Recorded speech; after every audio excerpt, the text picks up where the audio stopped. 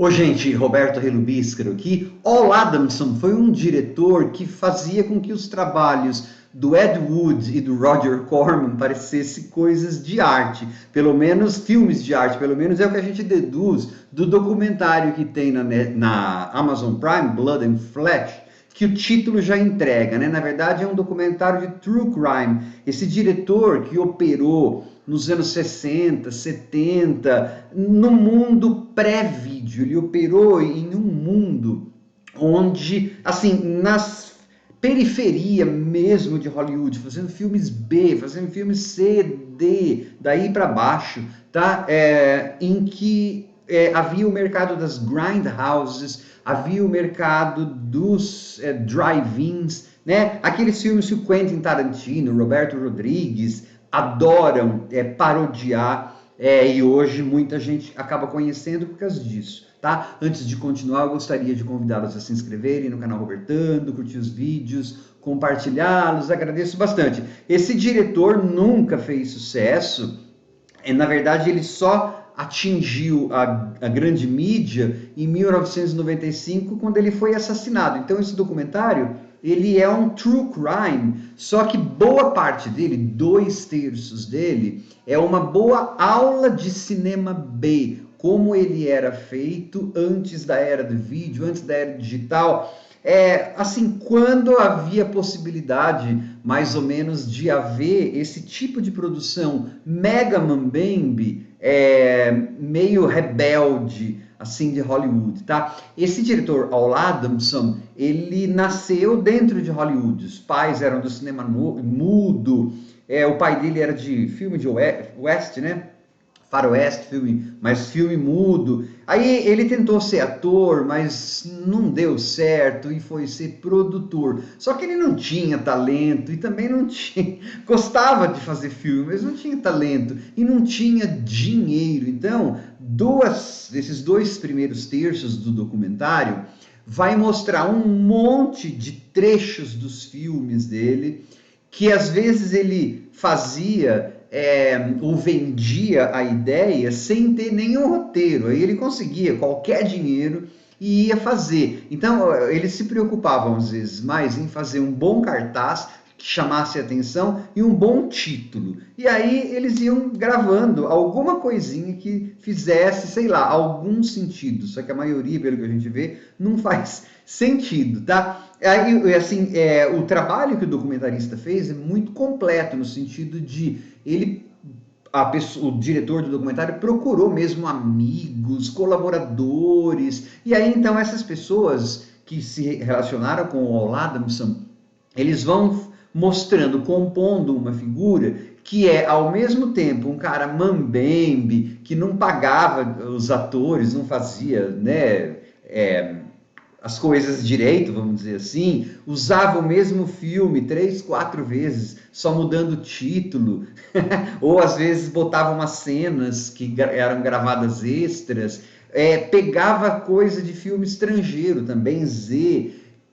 Tem uma história lá que assim, ele pegou filme em preto e branco, tratou as imagens, inventou lá que foi tratada com o método Spectrum X, e aí inseriu essas imagens no filme que ele já tinha. Imagina, deve ficar sem sentido, né? Nunca vi filme dele. Esse eu não quero chegar a ver, mas as partes que a gente vê lá são muito divertidas.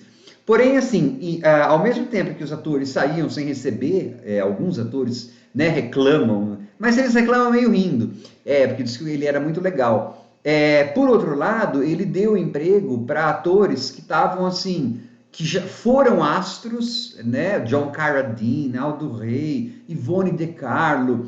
Então você vai ver anedotas assim de gente que não parava em pé, de tão bêbado que o cara estava no final da carreira, e ele gravava. E aí depois a pessoa caía de novo, de tão bêbada, né? Diz que a hora que estava gravando fazia... Blá. Gente que improvisava tudo. Um ator lá que a dentadura batia desesperadamente. Aí diz que ele falou, não, nós vamos tirar na edição de som. Imagina, eles não tinham dinheiro nem nada. Então, assim, ele dava ainda oportunidade, vamos dizer assim, e pagava, nesse caso, ele está falando lá, desses atores que Hollywood conspira, né? Então,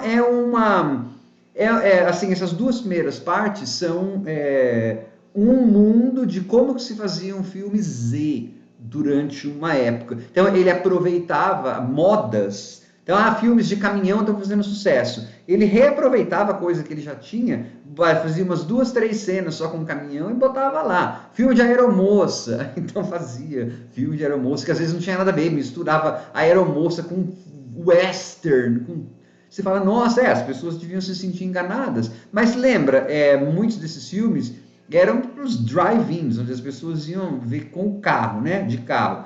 Tinha casal que ia para o cinema ficar amassando a parceira ou parceiro no carro, então não ia ver o filme. Era geralmente mesmo para esses mercados bem mais baixos. E aí vai transicionando para a história que culminou na morte dele. Você tá dando spoiler. O documentário chama Sangue e Morte, tarará, tarará, né? A gente já sabe que ele vai morrer. Se você não conhece a história, você vai descobrir como, tá?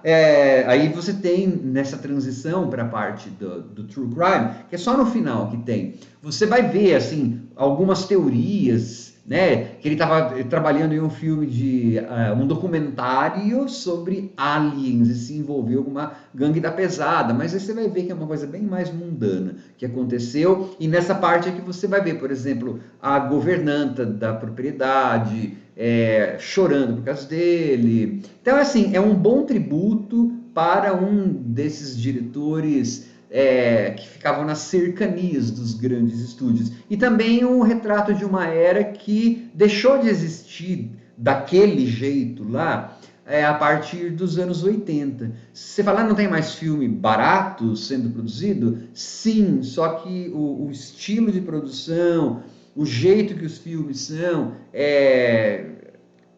como eles eram feitos nessa época, nos anos 60 e 70, aí a era do vídeo matou isso, e depois imagina, né, conforme os anos foram passando e as coisas foram ficando mais digitais, mais mega corporativas, hoje é quase impossível você pensar na existência desses diretores Ed Wood e All Adamson, Mambembes, desse jeito, tá? É uma boa...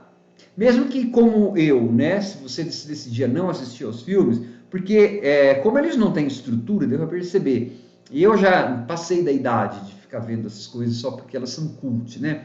Mas eles devem ser bem chatos, porque eles devem ter selecionado apenas as partes, entre aspas, engraçadas, né? Você vai ver lá, ninguém interpreta nada, é tudo mal feito. Eu não sei se eu queria ver 1h30 de nonsense hoje em dia. Sei lá se tem 1h30, 60, 70, 80 minutos, né? Mas os clipes que eu vi já me satisfizeram, né? E já fizeram com que eu percebesse como que era, tal. E você vai ver também, se você der uma chance no documentário, ele também trabalhou, ele deu oportunidade para umas 2 ou 3 pessoas que chegaram até a ganhar Oscars em cinematografia e tal. Essas pessoas, inclusive, lembram dando risada. Ele nunca me pagou, né? Mas diz que aí o Al falava, um dia você ainda vai ser famoso. E o cara virou famoso mesmo. Então, assim, gostei bastante do documentário. Ele é triste, em mais de um sentido, né? Mas ele é muito bom para fãs de cinema. Mormente nós que somos fãs de cine de horror, ficção científica, todas essas coisas aí. Tchau.